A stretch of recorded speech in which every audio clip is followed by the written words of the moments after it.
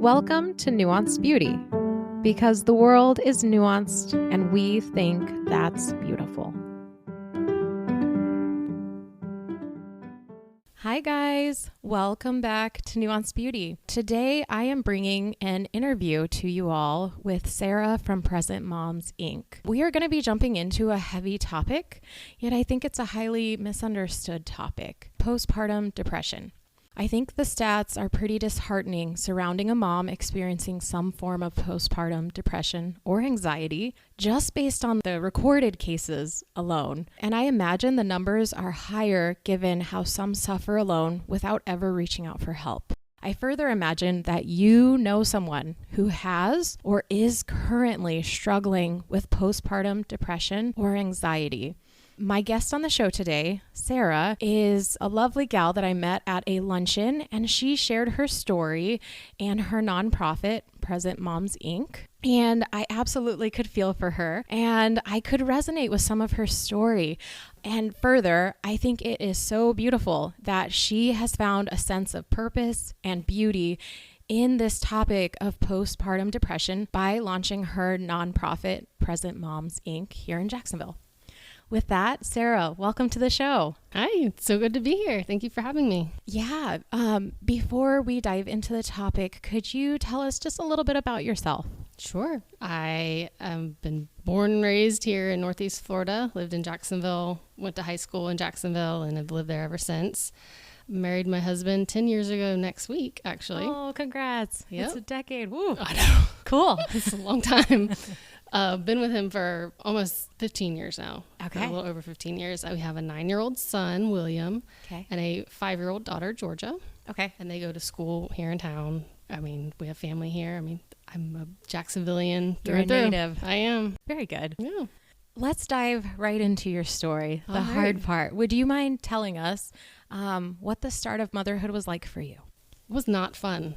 Okay. Just start that way. I feel that. With my firstborn, he was quite the surprise, but I took to being a mom right away, so much so that I had postpartum anxiety. Did not know that's what it was at the time. It was very not talked about much at the time. I'd have intrusive thoughts of things happening to him. I was very overprotective. No one was allowed to watch him other than Yourself? me or my parents, not even my parents, my mom or my mother-in-law. Like, Oh, wow. that was it. Okay. And even then I was constantly checking in, and because of those thoughts is the reason I became a stay-at-home mom, is because I couldn't handle being away from him. Okay. So I've been a stay-at-home mom for 9 years now. Okay. That never really went away. I think that's probably why he's such a sensitive kid, and I'm still very overprotective of him, especially. Mm-hmm. But fast forward a few years to when we had my daughter, and that pregnancy went fine. I was so excited to have a little girl, but afterwards, it was when the dark times came. I was angry all the time, took it out on my family, thought they deserved better, didn't want to be around them, didn't think they needed me around, and there came a very low point where I got in my car one day when it was just my kids at home. My husband was at work, where I was just going to drive away and leave it all. Something clicked in me. Thank God. God stepped in and said, "Not right now, Sarah." So I walked back inside, finished the day. My husband got home. We did dinner. We put the kids to bed. And then I just walked to him and just collapsed and said, "I need help. Something's wrong." So the next day started a long and grueling process of figuring out what was wrong with me and getting help, constantly being prayed over, going to doctors. Yeah, I was about to say the getting help, like what did that look like? Well, I originally went to my OBGYN, just my 6-week appointment, pretty much. I had a C-section, 8 weeks. I'm so sorry. Uh-huh. But at your 6-week appointment was kind of the first. It was that short of a time of having my daughter, was shortly thereafter, and I told my doctor, and he just kind of shrugged his shoulders and said, "You don't have postpartum depression. You have regular depression. I can prescribe you something if you like."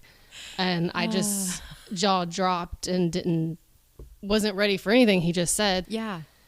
And luckily I had my in-laws were pastors, and they have people I could go talk to, kind of like a therapy session. So they became my therapists, and they would pray over me. And that's kind of my healing journey for that. And I still have those moments where you just feel alone or just so angry and don't really know why, but it takes a lot of practice, a lot of prayer to try to get through that. But that's kind of my story of having kids. But after my firstborn, I had a friend who brought me a package just for me. It was just some treats, maybe some Tylenol or ibuprofen, since you couldn't have ibuprofen while being pregnant. Okay. She brought me some ibuprofen, Okay.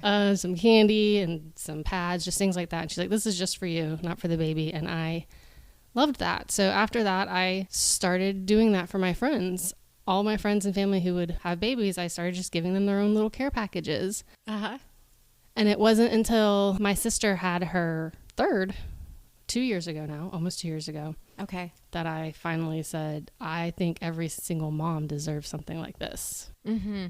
And so in comes present moms. That's kind of how that merged together. Yeah.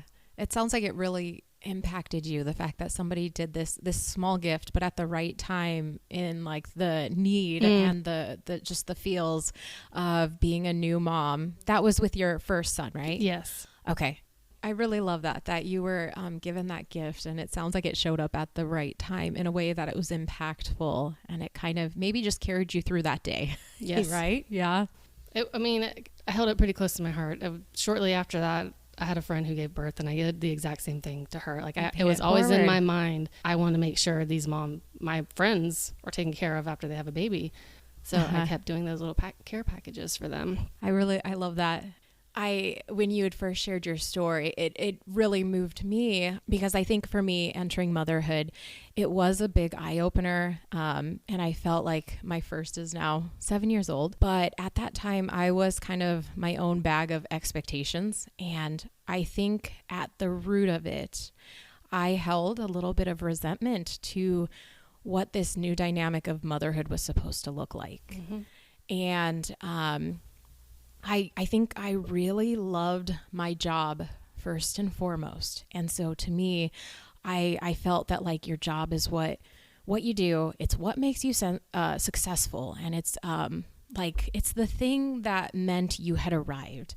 And I don't think I'm alone in that sentiment. I feel like there are a lot of women or moms who were raised in the 90s and 2000s.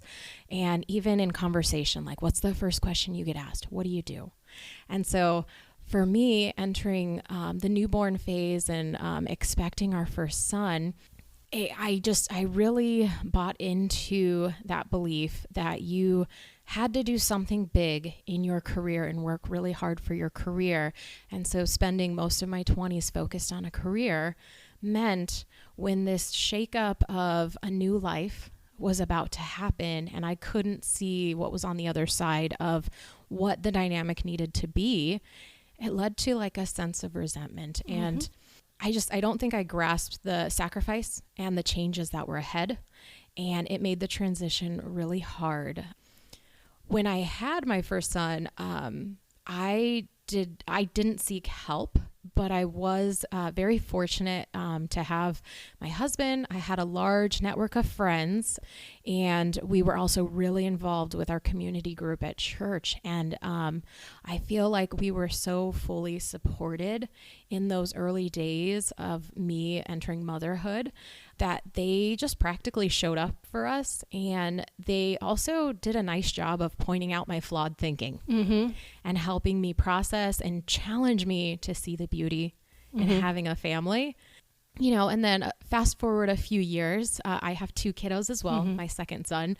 I found when we were expecting him that I felt much calmer in my soul. And maybe it's in part because it wasn't our first kid, but I also think that there was this growth and this acknowledgement that new life can be beautiful and it can be exciting and it can be worthy. And I think maybe I was able to break the cycle of thought that I had around my career. And I think I also held this sense of life is terrible. Life is really hard. So why do I want to bring more life into this world just so that they could be hurt? Yeah. And as I grew and as I also processed in faith, Like, that's not true. Yeah. There are redeeming qualities to being here and now alive, and life has potential to be very beautiful. Yes, exactly. And so that is my hot mess of welcome to motherhood. And when you were sharing just the hardship, I mean, I think we have totally different stories, and I'm sure any woman we could bring on this show would have just a little bit of a twist to their own story.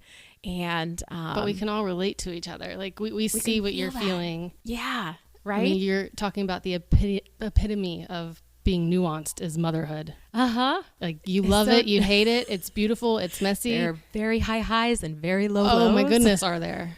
Yeah. So yeah, that's exactly. You're right. Yeah. So yeah, that's why I thought this would be a very good topic to explore. But how about we continue our discussion by looking at the stats? Because I know that you had shared a lot of stats about postpartum depression, and I was hoping that you could share that with our audience today. Of course. Yeah. So postpartum depression, luckily, is getting more and more recognized for what it is, and more help is out there, more available than even when I had my second 5 years ago. 1 in 5 women suffer from some type of postpartum issues: depression, anxiety, rage, psychosis, the really, really bad one. And out of that 20% of all mothers, only 15% seek help. Okay. So you have a good 85% of moms who are out there just alone and on their heels on everything, hanging by a thread and not seeking help, probably not knowing that they need help, and just think that this is how motherhood's supposed to be. Yeah. And let me just be the first to say, no, it's not. It's not. It is hard, but it's not supposed to make you wish you weren't going to be around your kids. If anything, it's supposed to just grow your heart, make you love another part of you even more than you love yourself. My kids are my life now. I had a very hard time, mainly after my second, even wanting to be a mom, but I cannot imagine. Like I literally have a nonprofit dedicated to making sure moms stay with their families, because these families cannot thrive unless the mom is thriving. And that can't happen if you're not at your healthiest. So please seek help if you think there's something wrong, and we can get into that in a little bit if you want. Yeah. Well, yeah, that kind of leads into, after the stats, I wanted to ask you, if there is a mom listening and they are in the thick of the newborn phase, what encouragement would you offer her? So in every one of my boxes, I give, which I can talk about the box now, but I write a little note of encouragement personalized to them. Hopefully whenever they're referred to me, someone who refers them puts a little bit of something, a little context. Yeah, a little birth story, how they're doing. Oh, okay. Maybe their journey during pregnancy. I've had some that have had horrible pregnancies, some who were just glowing. Just it's everyone's different. So I write a little bit of encouragement in each one of my boxes, just saying, you just went through something miraculous with your body. Give yourself time to heal, grace to heal, to give yourself time to set time for yourself to reflect on how you're feeling, how you're doing, what your emotions are like. We offer a journal in the box where you can write down everything and just keep track of how you're doing, and just know that you are not alone in this. That maybe you feel alone, maybe you don't have family around you, maybe you do, but they are not understanding what you're going through. There is someone out there who is rooting for you, who wants you to succeed, who wants to see you thrive in motherhood, and just, you're not alone. You're loved. You're doing great. Please don't give up. I love that encouragement, like the big, you are not alone. Don't give up. And the journal. I didn't keep a journal with either of my kiddos, but that moment of reflection to process, or just take a moment for yourself in a way. I think that's lovely. That sounds like a nice idea. I mean, I can think of a few moments throughout the day now that I could just use for myself. So I can imagine. And then, I would say also, because not everyone's at the newborn mom stage, right? So if there's a mom who is listening and perhaps as she's hearing our stories and processing for herself, what encouragement would you offer her? I mean, that's me now. I'm in that phase of, it's been a hot minute since I've had a little newborn around. And it's taken me this long to realize every mom needs help. Mm-hmm. So if you're in a position to evaluate how you were when you had a newborn, if you had issues, there's plenty of time to fix whatever issues may have happened. Like, you can still get help. You can still reach out there's tons of resources out there for every stage. Yeah. I think of the word stage of childhood, of raising kids. And if it really touches you, there's always organizations out there you could help to help other people. Like, if you're really feeling like this was me 10 years ago, okay, there's ways you can help. Like, please let me be a part of a way to help these moms so they don't go through what I went through, kind of thing. Yeah.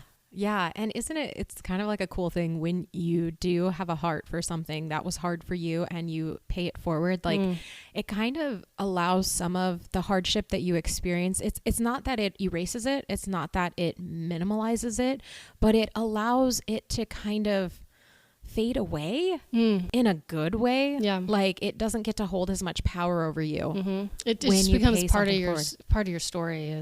Yeah. That's how I got, if you didn't go through all that, you wouldn't be able to help all of these moms. It brought you to today. Yeah. Yeah. I love that. And with that, brought you to today. Yeah, that was catchy. That was good. Talk to me specifically. What is Present Moms, Inc.? Present Moms is a nonprofit organization that provides self-care essentials to newly postpartum women. I've said this a few times. I don't know if you can tell, it's very rehearsed. To newly postpartum women, so they can remain mentally present and physically healthy into their new motherhood journey.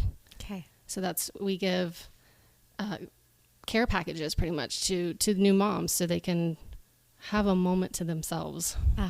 And what is included in a care package? So you get quite a bit. I do offer pads. Usually the new moms that are referred to me are fresh out of the hospital. Okay. And sometimes you run out of those hospital pads before you're ready to have your own if you didn't prepare for it. So you have extra pads.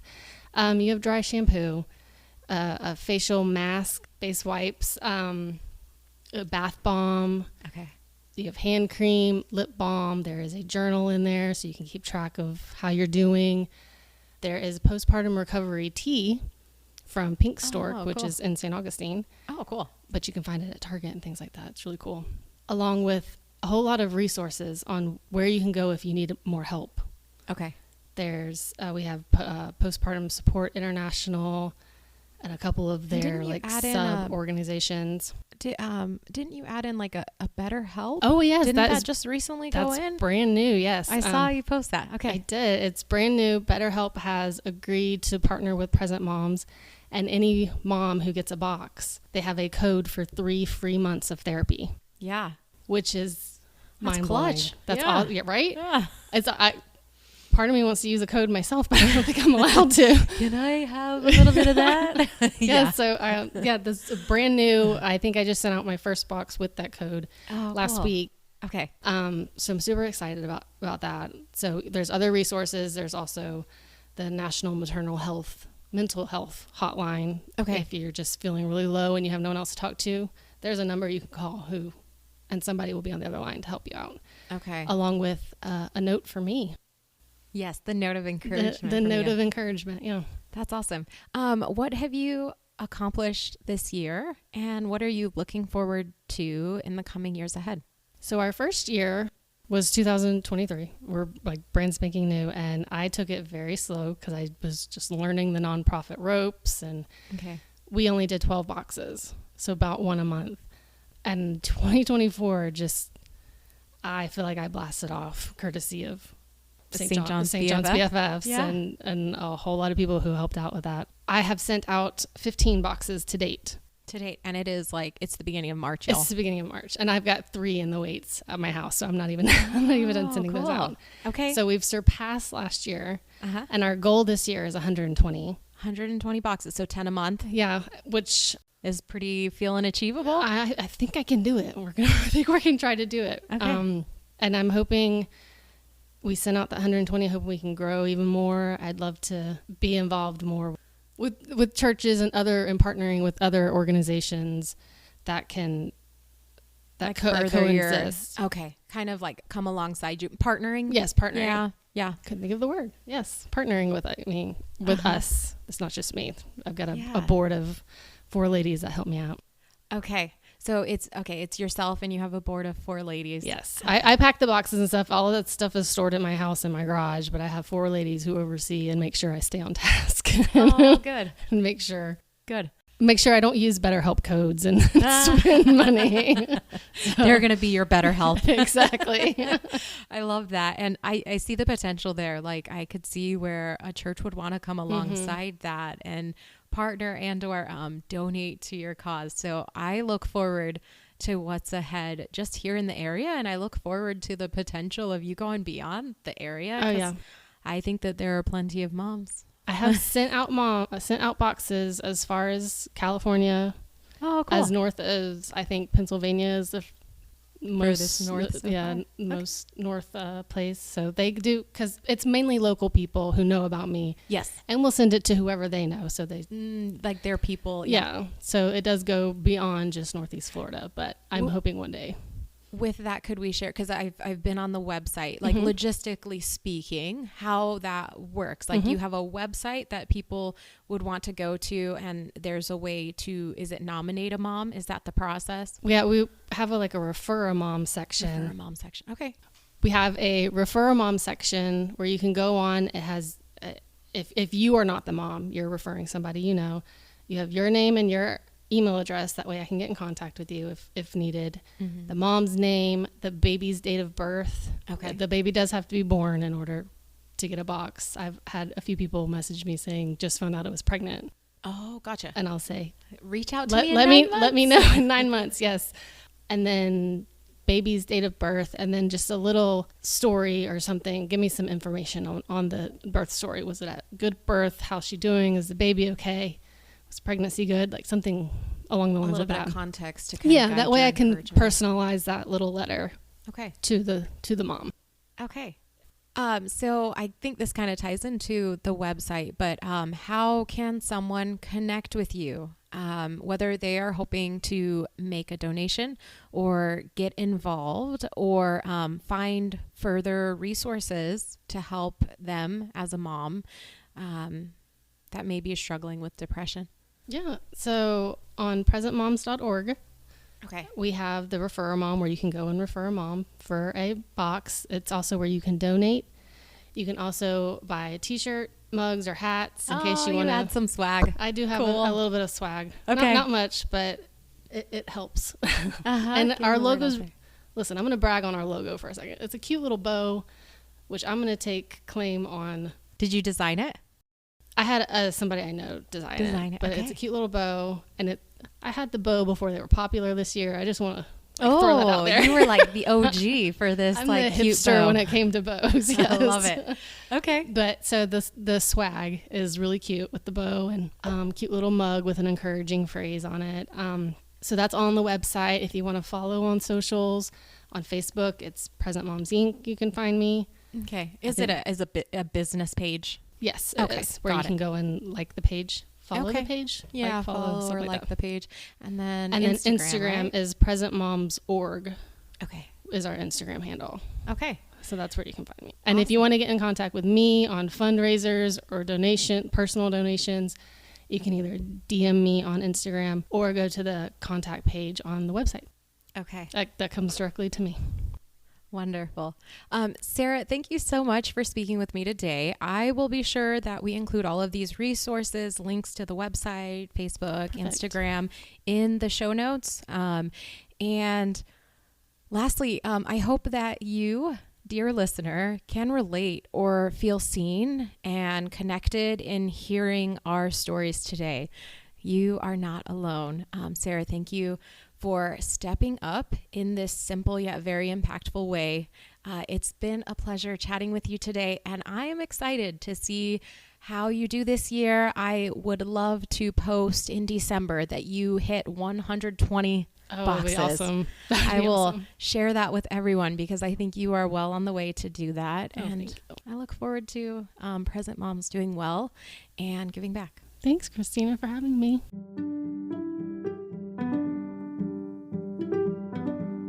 Thanks for joining us today. I hope you enjoyed this episode, and in the spirit of nuance, I hope you found something that you could agree with and you could disagree with, and still choose to lean in. Give us a follow, rating, and review, and consider sharing this episode with a friend to continue the dialogue and help us grow. Until next time.